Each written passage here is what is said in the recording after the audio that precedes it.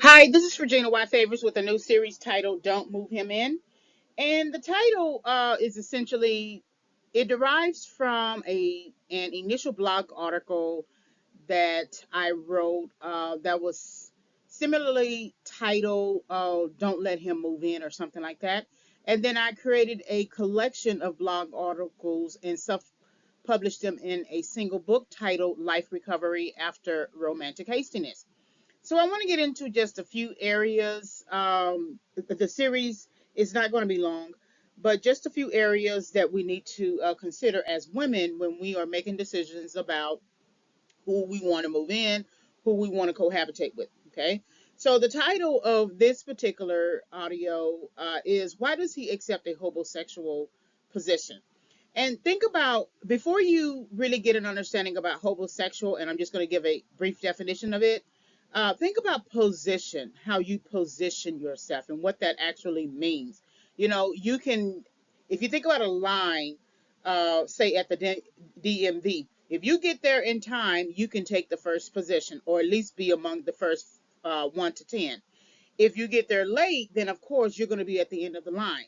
And depending upon when the center closes, you may not even be able to get your license that day, or put in the application.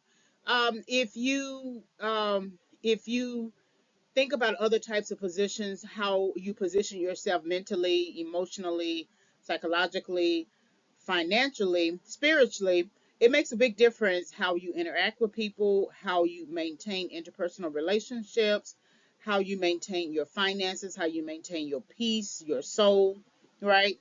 And so when you think about hobosexual and then you think about position, first consider the understanding of position, what position means, right? A place, an idea, a belief system, thinking, attitudes, right? Not just what it means physically, but it can mean a physical structure. It could be a place that you are trying to get to, a place that you are coming from, a position in life that you want to attain, maybe through education, self study, working, right? But it's a position that I want you to pay attention to more than the hobosexual, just for a minute. So now that we are on, why, now that we have considered the concept of position, which can be both a noun and a verb, now let's look at hobosexual. Hobosexual, just simply defined, is a man who seeks out a relationship with a woman, uh, a romantic relationship with a woman, just for the goal of obtaining a place to live. So sometimes that man could have a job, but most often times that person does not have a job. They don't have anything going for himself. He doesn't have anything going for himself. He doesn't have a job. He doesn't have school. He has a lot of pipe dreams that he keeps believing that are going to manifest, but he's honestly not putting any work. There's a difference between having a dream and complaining about not being able to get somewhere, and then having a dream, complaining about not being able to get somewhere, but you're still putting in persistent, consistent effort, right? You're still doing something. If you're trying to write a book, you got a journal, okay, and you are outlining ideas. If you want to be a promoter for a club, you get flyers, right? You start talking to club owners. You do a number of things to put action to your steps. But the hobosexual is looking for a place to live, and it's usually during winter time all the way up to spring. So they'll begin seeking out certain types of women that they believe will be gullible, naive to their strategies and ways. And it's a manipulation tactic, it's a predatory tactic, because they don't have the best interest in heart for you as a person. They only have their individual interests at heart. And so they're going to move in, they're going to take up space, they're going to eat you out of home, they're going to try to spend your money, use your car. They're going to do a number of things that you are doing as an adult, but at your expense. And when you think about them, when you think about it in that light and you look at the idea of position, the concept of position being both a noun and a verb, why does he accept a hobosexual position? In other words, a position can also refer to a job. So then why doesn't he accept a job? Why doesn't he go out and look for a job? And why does he need a position to be in your house and not his own place? So why? So the very basic, minimum, fundamental um, ideas concerning adulthood: get a job, get your own place, pay for your own place, and do that consistently. I'm not saying there won't be times where you may have to seek help, financial help. You don't always do things, the right way the very first time you get your own apartment. Sometimes you overspend because if you were living at home and you didn't really have to pay too much to your parents, then you tended to overspend and you didn't really save a lot of money. That was my case. My mother said, and I say this in a lot of audios, while I was working in high school, my mother said, if you don't save any money, all you're going to do at the end of high school, when you graduate, is just have a closet full of clothes and no money saved. And that, in some form of prophetic speech, actually became true. And then I sort of um, mismanaged my money in terms of helping people, covering people, and not covering myself. And then that kind of led to homelessness, that belief system of covering other people before you cover yourself. And then there was some just basic mismanagement on my part as well. And so then I had to go through correction and then recover and do much better in life. And that took some time. At the same time, we're talking about a person who likely may never have had a job even in high school. They are immune to having a job. They adverse to having a job. They won't go and do something productive in life. They bore easily. They distract easily. They distract you from what you're trying to accomplish. They can be mocking, skeptical, sarcastic about your accomplishments, as if whatever efforts you put in are just, dumb to put in because nothing is going to work in life anyway. When you think about it, why would someone even think that it would ever be okay to be a homosexual in your house? You know, strangely enough, if you're going to be a homosexual in your own house, but that doesn't make any sense either. So I think to myself, a lot of times when people make certain decisions, they are conscious decisions. When you say, I'm going to move into her house and live with her and pretend I'm fixing things so I can continue to stay with her, you're making a conscious, conscious decision, but you're not making a conscientious decision because where's your long term gain? So how long do you think you'll be able to live with her? Well, they have it counted down in months and seasons again, from right somewhere when fall turns into winter, and then they'll stay till about spring, and that's about 2 or 3 months. And then once the turns around and it gets better and it's a little springy, then they'll go ahead and move on to the next person. They'll go ahead and somehow create a situation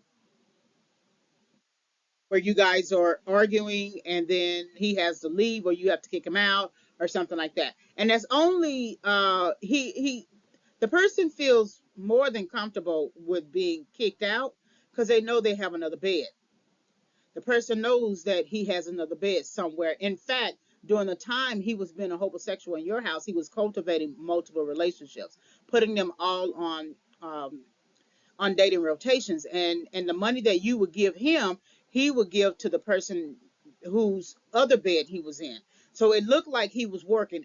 The homosexual, when you think about it, it's the same old fashioned game of Ponzi scheme. You take money from a base source of financial people, and then you take that and you try to invest it, and you really don't invest anything. What you do, the next set of people, um, you take money from them, and then the money that you take from the second set of people, you give to the first set of people as if there was a return on their investment.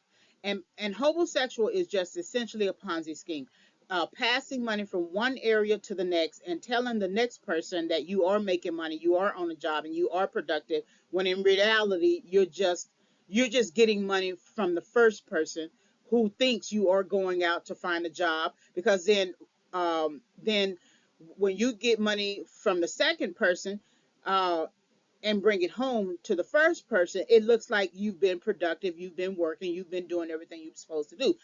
And you'll tell the woman, see, I told you I'm up on my game, I'm up on my hustle, I'm doing what I'm supposed to do. When in reality, in both homes, or more than two homes, you are just passing money along. People are giving you money, the women are giving you money, and you're just passing money along.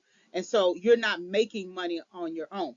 I wonder, also sometimes when you think about this, what it feels like to be a person without aim.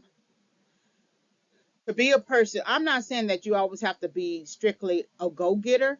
That's a different breed of person. But you got to have some kind of aim in life.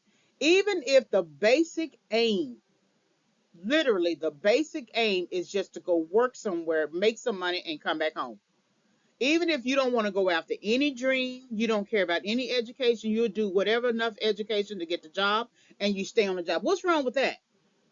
Don't I would think to myself, don't get so preoccupied with what people think about how you should be much better than what you are. First of all, if you can't do the basic foundational adult development, you can't build on top of that.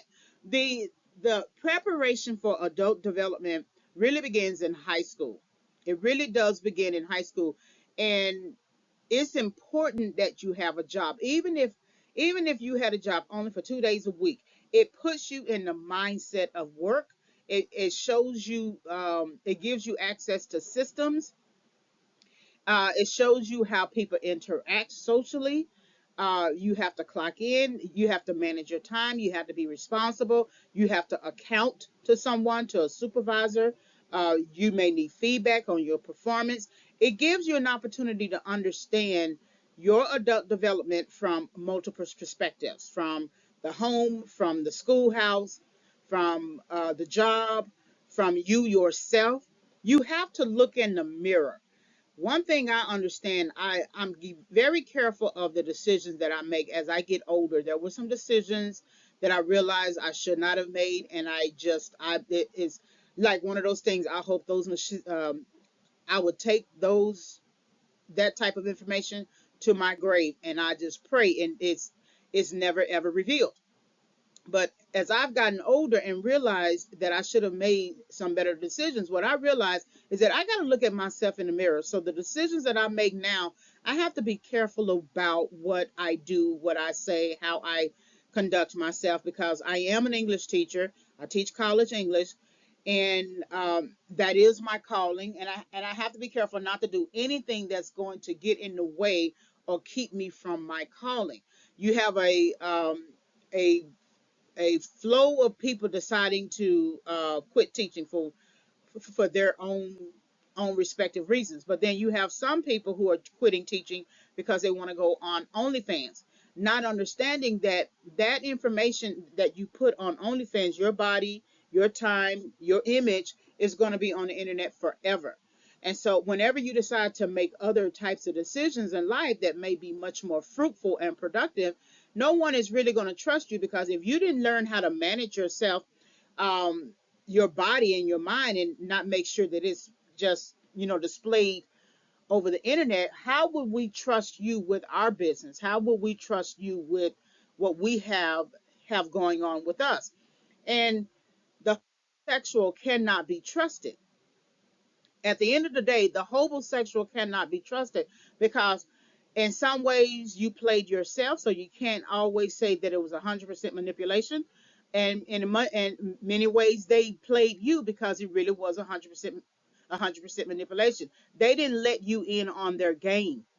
If they had let you in on their game at the very beginning and said, I'm going to be a homosexual to you, I'm going to move into your house, not contribute any money, not pay for any food, not contribute to any utilities, to the rent or anything like that. I'm not going to do anything. I'm just going to sleep on the couch. I give you some sex, you know. We can make a exchange. I give you some sex so I can stay on your couch. But I'm not going to do anything that's going to be reflective of a true relationship. It's just going to be performative. It's going to be ceremonial. I got about 3 or 4 months that I can stay with you and get some living and food and sex and water. And then after that, I'm going to be gone. If they would tell you that at the very beginning, okay, and then you accept that, then you can't say you were played. But if for instance someone just spent the night at your house, you let them spend the night at your house, and then somehow that one night that you spent at the house, that one night that they spent at the house, all of a sudden turns into consecutive nights where you're wondering why isn't he going back to his own apartment, and you still don't challenge it because you are in the throes of lovemaking and companionship, and you got somebody in the house. After a while, it does become your responsibility. And I've always said we are still, even if someone has played us and done us wrong and contributed to our pain emotionally, mentally, we are still 100% responsible for ourselves in all of the decisions that we make after that. So someone may have made a decision on your behalf without asking you, but it is still up to you to now make the decision and say, hey, I'm not going to put up with that. And the hobosexual is someone that can derail you.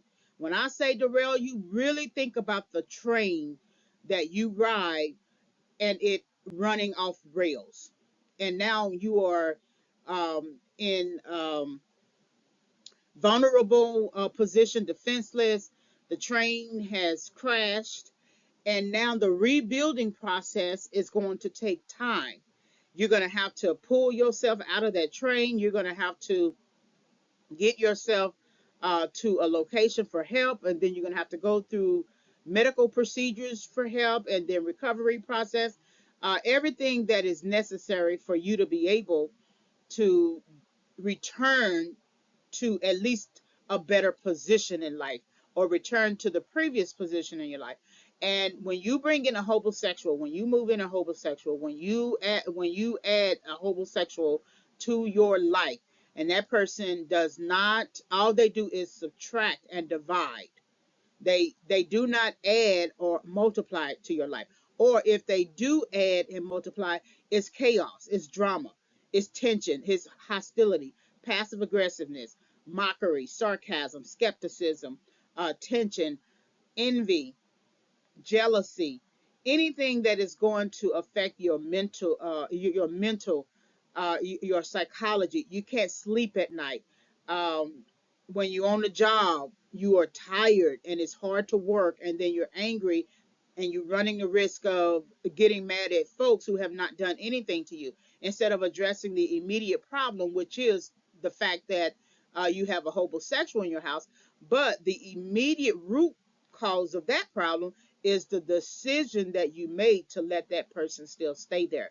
Once you realize that they were, once you realize the person is just using you, once you come to that understanding, you may not always come to that understanding as quickly as you should or could.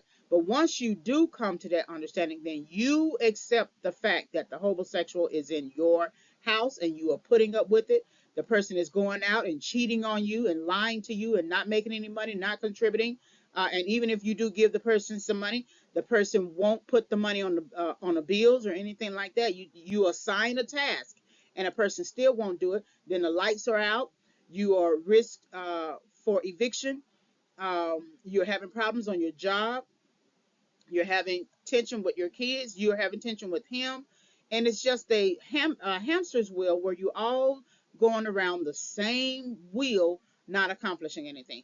Keep hobosexuals out of your house. Stay away from your, maintain your ego.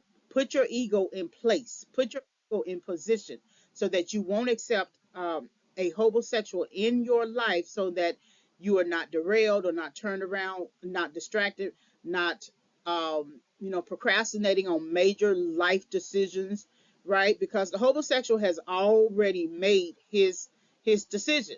His decision is to be a homosexual. That's why he is positioning himself.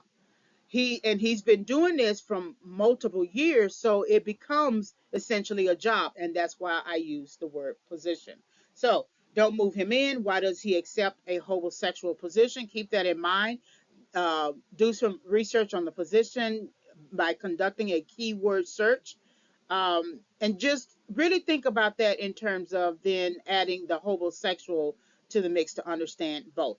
All right, so you can visit reginawhitefavors.com for more tips and resources, downloadable documents, as well as videos. You can also access videos on my YouTube channel, Regina White Favors. And then, of course, you can visit our online store, ReginaWhiteFavorsAuthor.com. We also have Amazon.com/author/Regina White Favors. Thank you very much for listening.